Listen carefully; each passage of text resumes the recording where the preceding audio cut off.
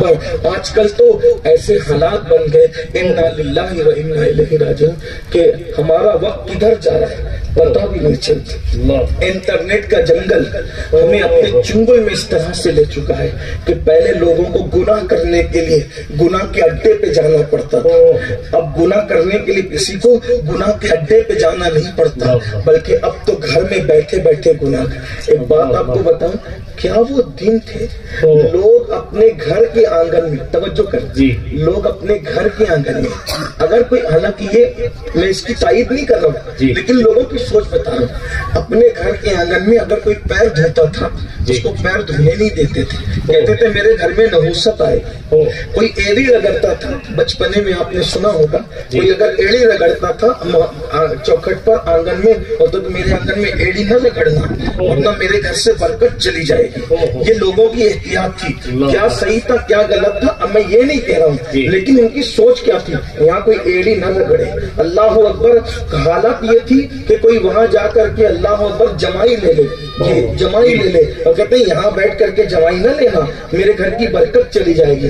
ان کو گھر کی برکت کا کتنا خیال تھا۔ اب مسلمانوں میں تم سے پوچھتا ہوں، اگر جمائی لینے پر، ایڑی رگڑنے پر اور گھر کے آنگن میں پیر دھونے پر وہ لوگ اتنے حساس تھے، اللہ اکبر، آپ گھر کے اندر زنا کی فلم بیٹھ کر کے دیکھ رہے ہو اور پھر سوچتے ہو کہ باپو برکت کیوں نہیں آتی، سب کچھ ہے سکون کیوں نہیں ہے، گھر کے اندر بیٹھ کر کے موبائل پر آپ جوا کھیل رہے ہو، ذرا سوچو تو صحیح، عقل کہاں گئی ہے۔ اللہ اکبر، جہاں پر زنا کی فلمیں دیکھی جائے، جہاں پہ جوا کھیلا جائے موبائل میں بیٹھ کر، پتہ نہیں کیا کیا اس کے نام ہیں، مجھے تو نام بھی نہیں پتا، آپ جیسے لوگ آ کر کے بتاتے ہیں تو پتا چلتا ہے کہ لوگ موبائل میں بھی بیٹھ کر کے جوا کھیلتے ہیں۔ اللہ اکبر، اندازہ فرمائیں یہ موبائل کیا ہے، اگر اسکرین پر قرآن کی آیتیں ہیں تب تو یہ مبارک ہو گیا، اگر نعت رسول ہے تو مبارک ہو گیا، لیکن اگر اسکرین پر جو ہے وہ زنا کی فلم دیکھ رہے ہو تب تو یہ منحوس ہے۔ اللہ اکبر، اور اس کے اوپر اگر آپ گیم کھیل رہے ہو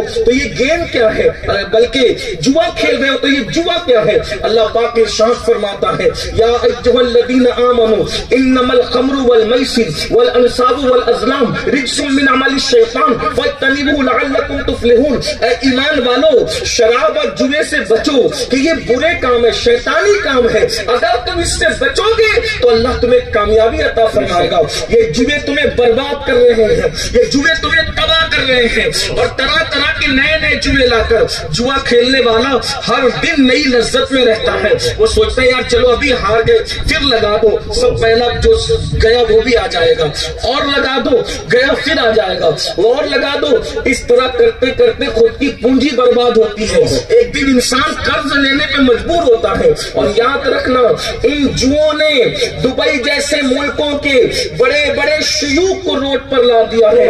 ہماری تمہاری حیثیت اور اوقات کیا ہے؟ مسلمانوں کو جوے میں مبتلا کرنا یہ بھی لوگوں کی ایک سازش ہے۔ اسی لیے اللہ کے رسول علیہ السلام نے جوے کے متعلق کتنی سخت بات ارشاد فرمائی۔ آقا کریم صلی اللہ علیہ وآلہ وسلم فرماتے ہیں، جس نے جوے کے آلات اپنے ہاتھ میں لیے کل قیامت کے دن اس کے ہاتھ سور کے خون میں رنگے ہوئے ہوں گے۔ ابھی آپ نے نعرے لگائے سبحان اللہ کا، کس بات پر؟ کہ اللہ کے رسول قیامت کے دن ہم ان کے ساتھ ہوں گے، حضور اپنی امت سے مصافحہ کریں گے۔ اب مجھے بتاؤ جوا کھیلنے والوں، جب تمہارے ہاتھ جوا کھیلنے کی وجہ سے سور کے خون میں رنگے ہوں گے تو کیا ہم اپنے ہاتھوں کو رسول اللہ کے ہاتھ میں دے سکیں گے؟ دیکھو تو صحیح، اپنی بربادی کے لیے کیا کر رہے ہو، بربادی کے دہانے پر نہ جاؤ۔ اللہ کے بندو، یہ جوے میں برکت نہیں۔